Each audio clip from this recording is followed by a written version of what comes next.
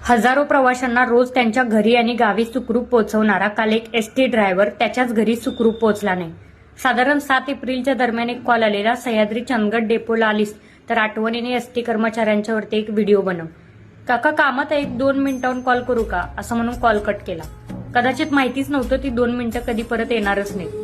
कारण चंदगडमध्ये एका ट्रकची एसटीला जोरदार धडक झाल्याची बातमी काल पाहिली. कमेंट बॉक्स ओपन केला तर त्या कमेंट बॉक्समध्ये पहिली प्रतिक्रिया होती की ड्रायव्हरला धरून पहिला मारा.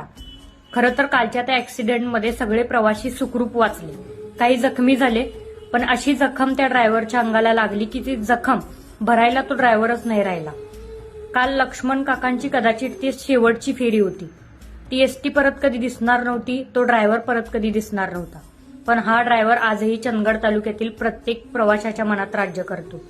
कधीही एखाद्या शाळेची सहल जायची असेल तर लक्ष्मण हळदणकरांना त्यांची बस सांगायला लावा, हा प्रत्येक शाळेतील शिक्षकांचा पहिला कॉल असतो. प्रत्येक अपघातात महामंडळाचा कर्मचारी चुकीचा असतो असं नाही. कधी कधी तिथली वेडी वाकडी वळणं सुद्धा त्याला जबाबदार असतात. प्रवासात जखमी झालेली लोक बरी होऊ शकतात, मात्र त्या प्रवाशांना सुखरूप ठेवून स्वतः जीव गमावलेला लक्ष्मण हळदणकर कदाचित पुन्हा बरा होऊ शकत नाही.